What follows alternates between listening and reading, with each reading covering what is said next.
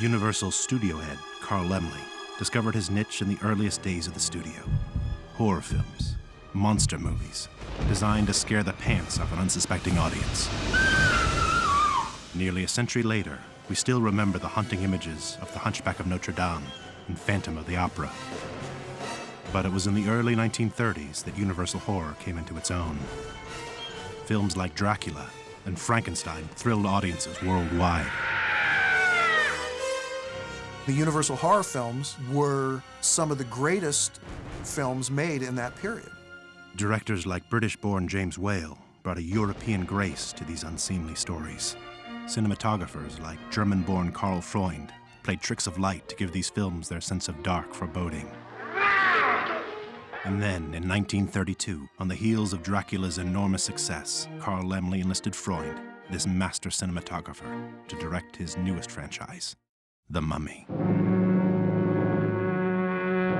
I can think back to when I was a second grader and began to get my subscription to Famous Monsters of Filmland. And I remember when the cover was of The Mummy, and it immediately got taped above my headboard in my room. When I saw that movie, it wasn't just a horror movie. It was also adventurous and romantic and really exotic. And it really swept me away. The thing people remember about The Mummy is the first 10 minutes, really. I mean, you're in Egypt, it's the British Museum expedition, and there they are working away on this mummy that they've dug up.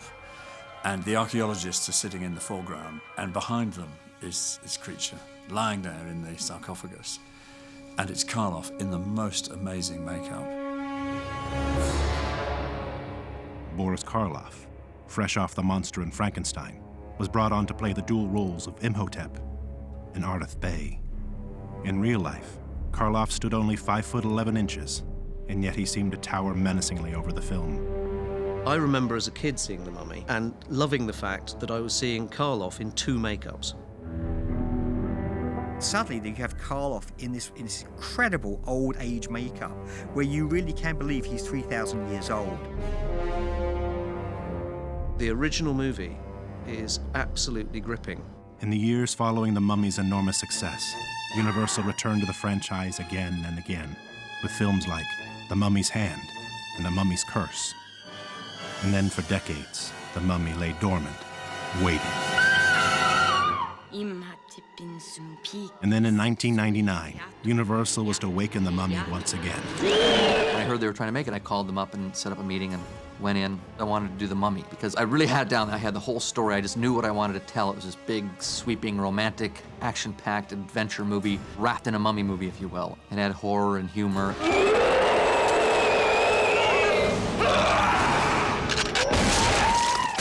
Steve shared everybody's enthusiasm for the project and for the task and the adventure of creating a new mummy. There was no question that he was the guy. As grand as some of the mummies have been, this is a very exciting and different one. It's a reinvention of a classic character, a beloved horror figure. We all remember Boris Karloff, and we look towards those productions with a nod and a wink, and that's old school. We pay respect to it. The gods will receive into the underworld the spirit of Ankhsenamun.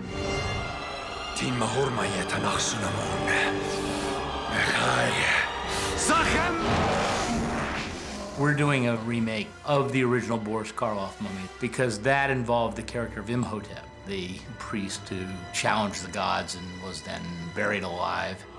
And the core of it, it's about a tragic and maybe even an evil romance, but it's about a romance nonetheless. And what he does for love, even if it means destroying the world.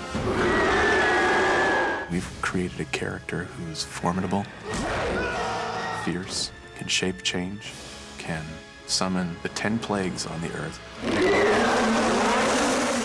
In order to thrill modern audiences, the new Mummy needed to do more than just revisit the past.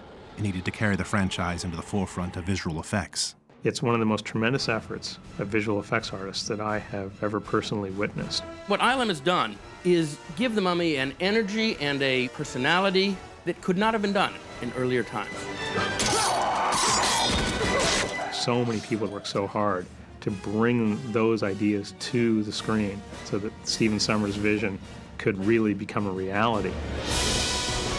This new mummy became a box office phenomenon, grossing over $400 million in the summer of 1999. The filmmakers immediately set to work on The Mummy Returns.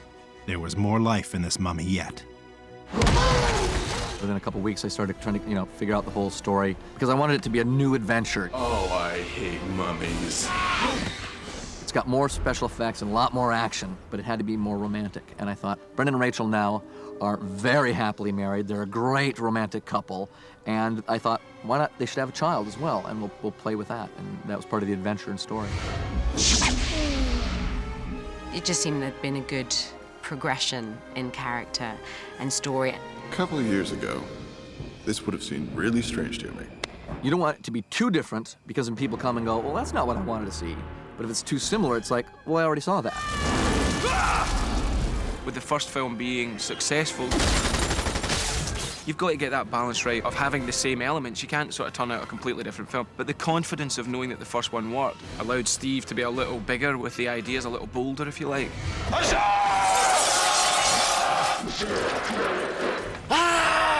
Part of the reason The Mummy Returns works as well as it does is because the entire cruise came back across the board. Not only did we have the same cast, the same director, same visual effects people, we also had the same special effects people and the same creature and makeup people. The Scorpion King is probably the most difficult thing that we had to do on this movie.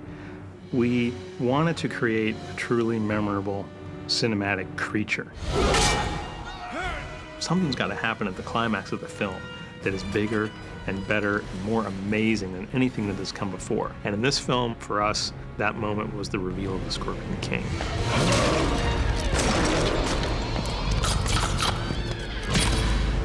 The films have held a fascination for film audiences because the mummy is a beloved character. It's part of creating an illusion. That's what the audience comes to see. They want to root for the good guy and they want to boo the bad guy. I think that's what the movie sets out to do. It's fun, it's romantic, it's action-packed. I think it's a roller coaster ride. You just get on and go, and before you know it, it's over. I think it's just very entertaining. From Boris Karloff's Unforgettable Awakening to Brendan Fraser taming the beast, The Mummy lives on into this century and beyond.